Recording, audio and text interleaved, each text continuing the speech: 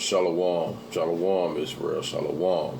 It's your brother Joshua back with another quick coffee break and a quick exhortation for the brothers and sisters in the truth. Right? I want to come to lift brothers and sisters' spirits, man, to not hate the labor that you're doing. Don't hate the labor, man. Right? Because everything is gone as it is supposed to. The Most High is with you at every step, and all your labor is gone before the Lord, and He's acknowledging everything that you're doing. Don't think that He doesn't see what you're doing, right? Don't hate getting out here and spending hours, doing what the Lord has employed you to do. Waking up the lost sheep, right? Cooking, cleaning, sewing for your husbands or for the nation, holding camp, standing on your feet for hours on end, sitting on calls, going through councils, right? Flyer missions, all sorts of things that the Lord ordained you to do. Don't hate that work because it's not going for naught. The Lord sees everything you do, right? And you're tallying up the score and laying up spiritual treasures in heaven, right? So let's kick it off real quick with a precept out of Sirach. Chapter 7 and verse 15, it says, "Hate not laborious work, neither husbandry, which the Most High have ordained." So the Lord said, don't hate laborious work, man. Don't hate doing the job for the Most High, man. Don't hate showing the Lord that you love Him. The Lord said, if you love me, what? Keep my commandments. Don't show that you hate keeping the commandments, right? That you're on autopilot, that you're just going through the motions. Don't hate doing the labor, man, doing the work.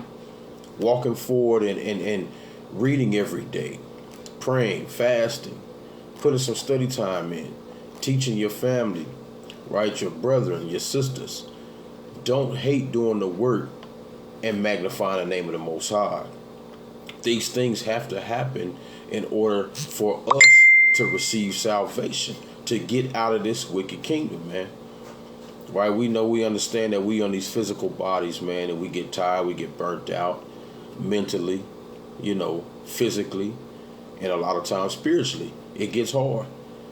But one of my favorite verses is in Joshua 24. It says, man, if it seem evil to you to serve the Lord, choose you this day who you're going to serve. Meaning, if it starts to get evil for you to serve the Lord, man, you got to, start checking your spirit. Right? If it gets harder and harder for you to read, if it gets harder for you to go over precepts, if it gets harder for you to answer a call when a brother calls you or texts that needs you, if it starts to get hard for you to go to camp for a couple of hours to stand, right, or to gather with your brothers or your sisters, if it starts to get hard for you, you have to check your spirit. You have to reach out and you have to speak, and get that righteous help so you can continue to move forward in the spirit of Yahweh Shem Yahushua. And if you don't, you're going to be cast off in utter darkness, man. Because the Lord can't use a lazy brother or a sister. In the truth, He can't use you. He's not dealing with that. Somebody that's falling asleep at the helm, man, or at the driver wheel, when you're carrying 10 or 20 other passengers, your life is in their hands, man. Their life is in your hands, rather. Right? And you're guarding the wheel. People look forward to you to get this word every week, to do a video, right? To go out to the highways and hedges. They look forward to coming downtown or wherever it is that you teach and to see your face and to hear your voice, man, so they can come hear the word, receive that nourishment, man, right? You can't start getting weary and beat down at the end when it's the fourth quarter and the buzzer is about to sound and all hell is about to break loose.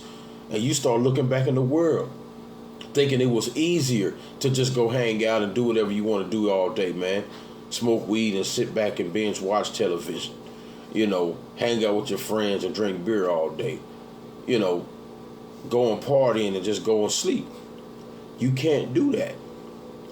Because your payment comes at the end. You build your spiritual treasures and you reap what you end at the end. Slack it. Right? Let's get a precept real quick. Let's get the classic. Let's go to the book of Galatians. Right, let's get this classic.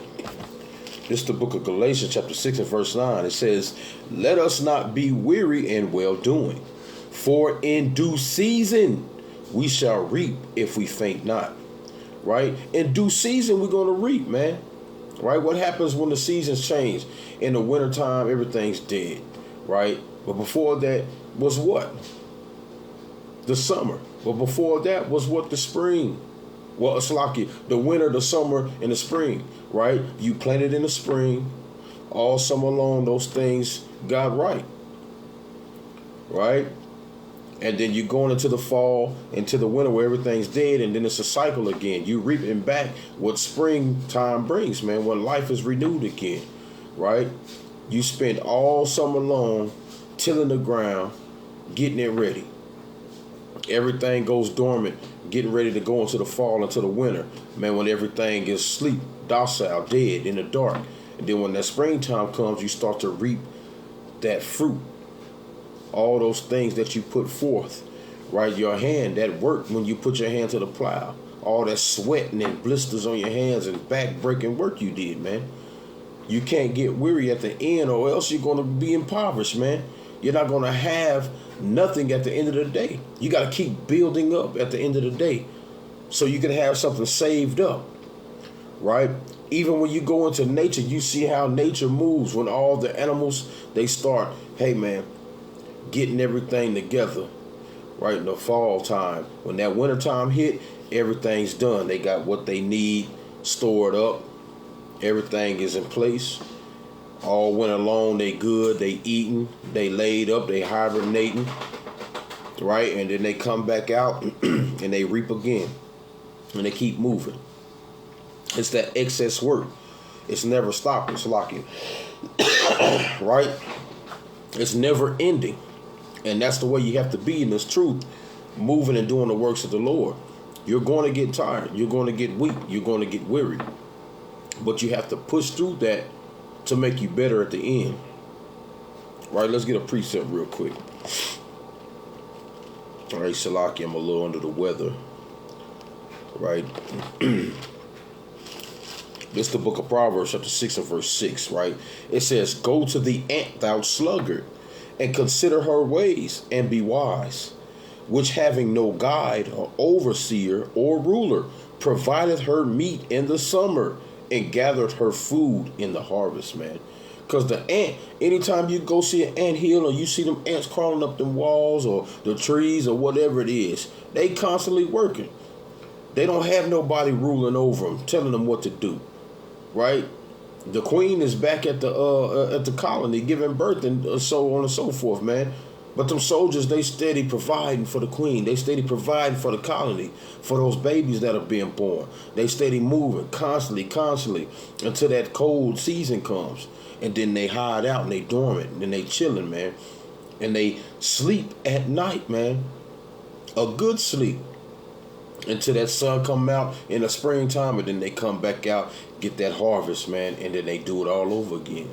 The Lord said you can learn from the ant, man. Right, reading again, it says, go to the ant, thou sluggard, and consider her ways and be wise. The ant is teaching you how to be wise, how to move in this truth, right? How to provide for your family spiritually, mentally, and physically, right?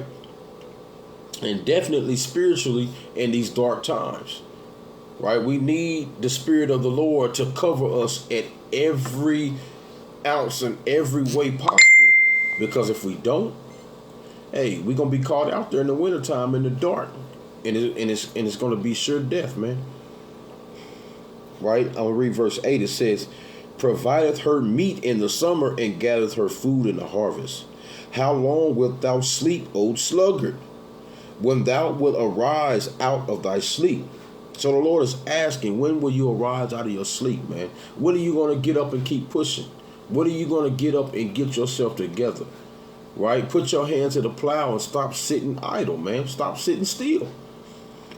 It says, a little sleep, a little slumber, a folding of the hands to sleep. So shall thy poverty come as one that travaileth, and that want as an armed man.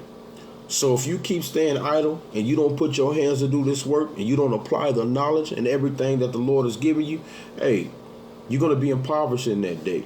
Everything's going to be taken away from you. You're going to come up empty at the end of the day. And you're going to be begging others for food, spiritually and physically. And it's not going to be enough for you, man. And you're just going to be caught out there. You have to provide for your own by doing the works, man, not being slothful in business.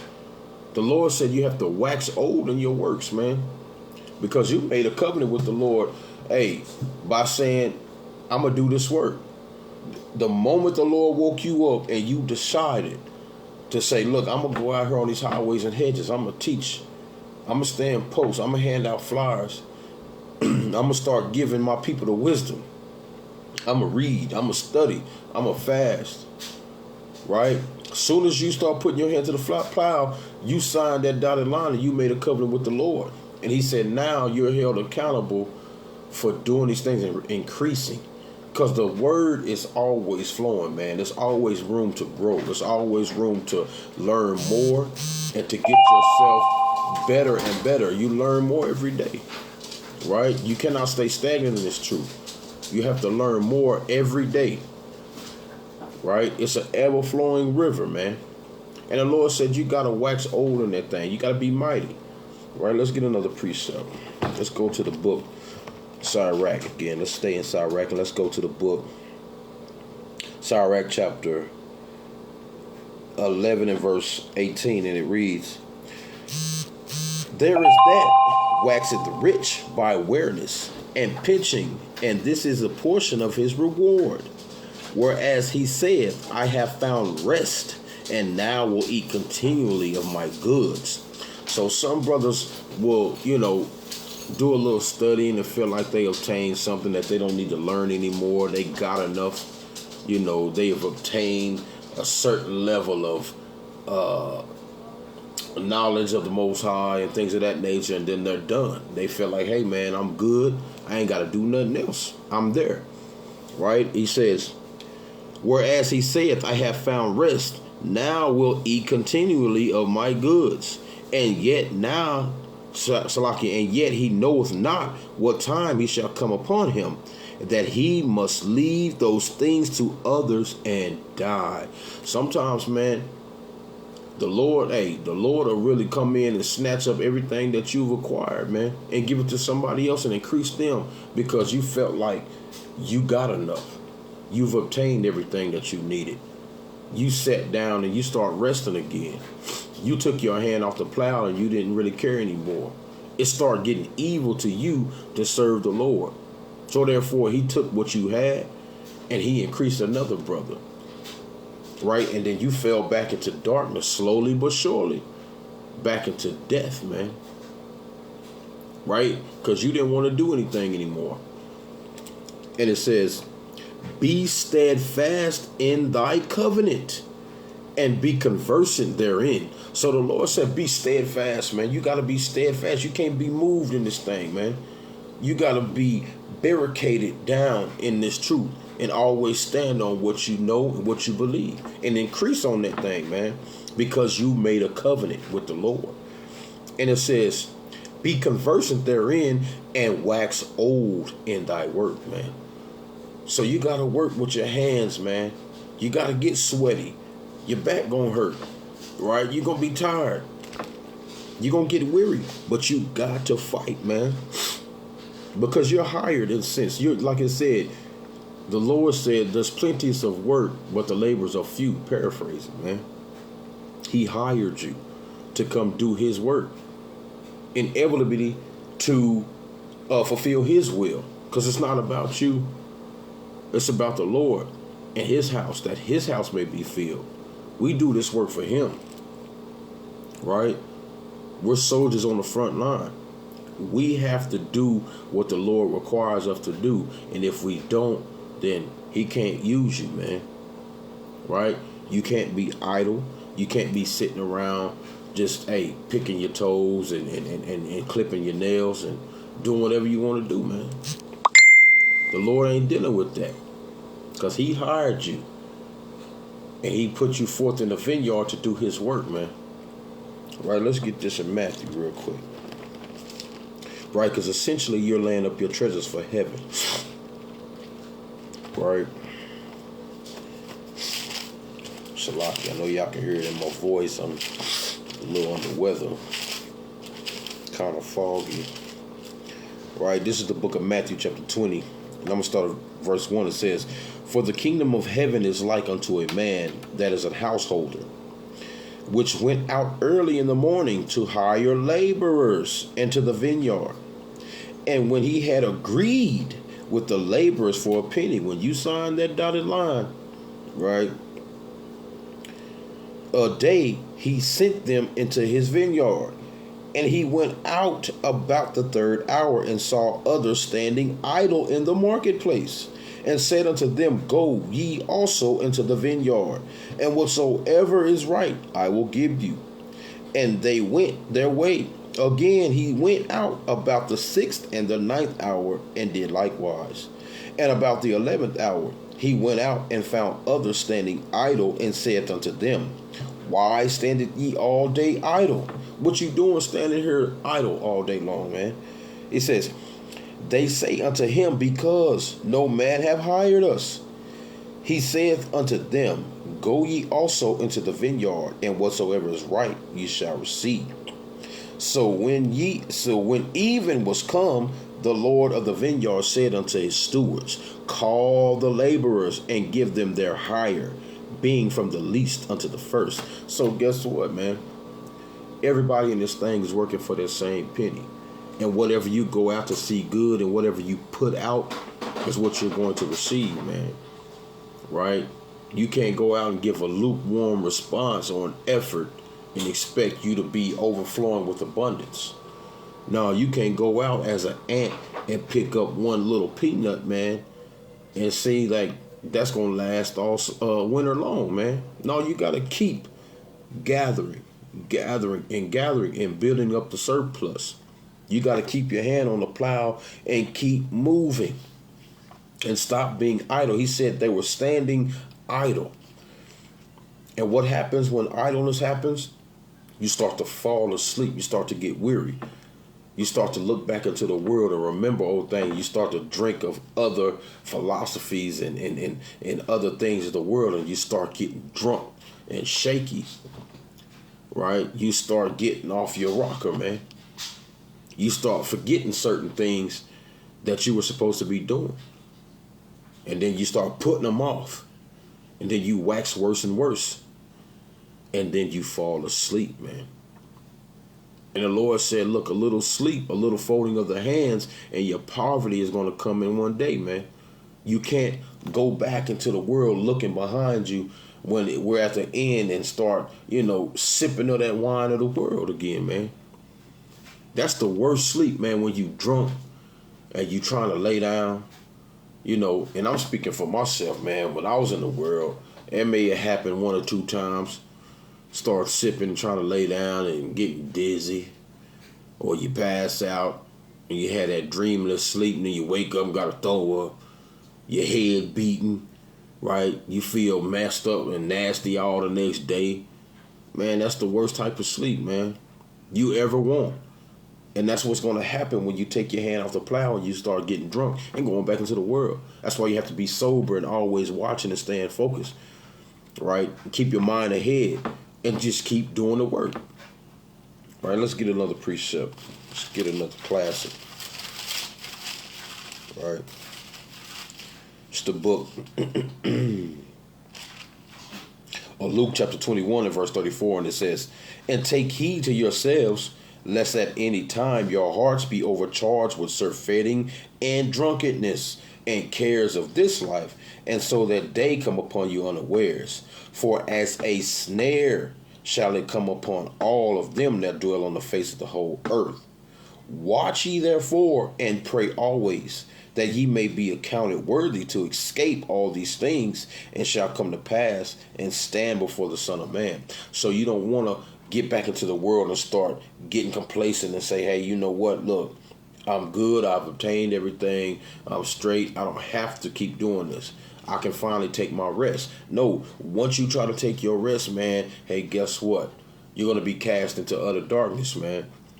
You're going to be asleep just like the rest of those that are in the world, man. Running around with spiritual blinders on, those damn things that you, when you're going to sleep and you want to keep the light off for you put them things over your eyes, man, you lay down, you know what I'm saying, so it can be completely darkness. Those are those that are in the world, man. You don't want to be a part of that. But that's exactly what's going to happen if you continue to stay idle in one place and refuse to do the work. When you refuse to, hey, try to change in the truth, do something better, do something different, keep pushing, waxing old in the work, right? When you don't contend the small things, when you're sitting around watching TV all the time, when you sleeping all the time, man, right? You sitting around eating snacks all day long. You avoiding calls. You hitting the hang up button when brothers and sisters is calling you, right? Contending the small little things. You're falling away worse and worse. And you're going right back into a deep sleep because you're starting to get drunk with what the things of the world are offering you. And you're starting to get comfortable back into that place. And you know what happens when you lay in the bed and you sink down into that pillow and you get comfortable and it's lights out. It's over. Right? Let's get another precept real quick. Let's go to the book 1 Thessalonians real quick. 1 Thessalonians chapter 5. And I'm going to start at verse 5, and it reads, matter of fact, I'm going to start at verse 5. It says, ye are all the children of the light and the children of the day. We are not of the night nor of the darkness, man. Right? So what happens in the darkness? You fall asleep, right? You get tired, you get weary. You get to the point to where, look, man, it's sundown. Look, it's time to go to bed. It's automatic. We are not of those. We are those that are in the light, man. We're constantly moving in the light. What's the light? The law, statutes, and commandments, man. Right? We cover ourselves with those so we can keep moving and have the energy to keep pushing. It says, therefore, let us not sleep as do others, but let us watch and be sober. Right? You can't be drunken with the world, man. You have to be sober, meaning separate yourself from the world. And it says, for they that sleep in the night, they that are drunken in the night. But let us who are of the day be sober, putting on the breastplate of faith and love, and for an helmet of hope of salvation. For Yahweh have not appointed us to wrath, but to obtain salvation by our Lord Mashiach. So the Lord wants you to get that salvation, man. Right? He ordained you to get that. So look, you got to work for it. And it says, who died for us, that whether we wake or sleep, we shall live together with him. Wherefore, comfort yourselves together and edify one another, even as also ye do. And we beseech you, brethren, to know them which labor among you, and that are over you in the Lord, and admonish you, and to esteem them very highly in love for their works' sakes, and be at peace among yourselves. Now we exhort you, brethren, warn them that are unruly, comfort the feeble-minded, support the weak, be patient toward all men. So that's what we have to do, is support the feeble-minded, man, and the weak. When you start getting weary, man, in this walk, it's here to support our brothers and sisters, to uplift them up. Get back up and keep moving. It ain't over. We running that spiritual race, and the finish line is right there. One of them brothers fall, boom, grab him by the hand. Hey, man, put him over your shoulder, and let's keep moving. Right? It says, now we exhort you, brethren, warn them that are unruly, comfort the feeble-minded, support the weak, be patient toward all men. See that none render evil for evil unto any man, but ever follow that which is good, both among yourselves and to all men. Rejoice evermore, pray without ceasing, right? In everything give thanks, for this is the will of Yahweh in a Mashiach Yahweh Shai concerning you. Quench not the spirit, despise not prophesying, prove all things, hold fast that which is good. The Lord said, don't despise prophesying. Don't quench your spirit, man, right? And hold fast that which is good. We at the end, we got to keep moving. If you want the rest that you deserve, that you're looking for, and that you're crying a sign all day long, every day for, you have to labor.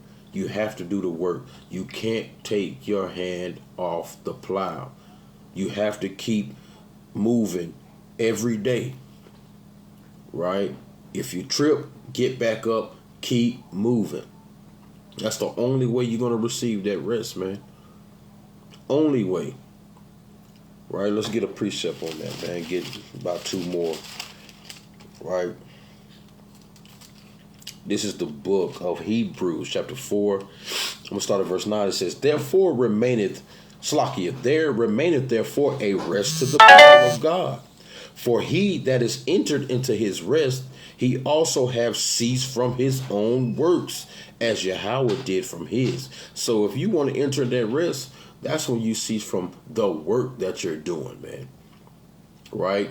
You only receive that rest at the end. It says, let us labor, therefore, to enter into that rest, lest any man fall after the same example of unbelief, man. So we got to labor to enter into that rest. And we got to hold up our brethren, unless they fall after the example of unbelief, man, and go back into the world and be utter cast down and fall back to sleep and meet their demise, man. We have to enter into that rest. And what is that? Till we reach the kingdom, we ain't resting yet. The Lord said in Micah, this is not your rest because it's greatly polluted.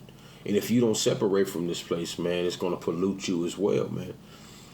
So only the rest is allowed to you is when you enter into that kingdom, man. When you enter into that new covenant, when you receive that crown, that white stone, that's when you can take your rest, man. Right, let's get one more precept, man. I'm going to close it out. All right, Shalakia again for being under the weather, family. Right, but this is the book of 2nd Esdras, chapter 8 and verse 52. And it reads, For unto you is paradise open. The tree of life is planted. The time is come and is prepared. Plenteous is made ready. A city is builded, and rest is allowed. Yea, perfect goodness and wisdom. So when you enter into that kingdom, man, rest is then allowed, man. So remember, keep your hand on the plow, keep moving, stop contending the little things. If you need help, reach out to your brother, your sister, get that righteous counsel, man. Build that spirit back up and stay on fire, man. Hope it was edifying. But with that, I'm going to give our honor and glory to Yahweh Bashem Yahushua, man, and say Shalom.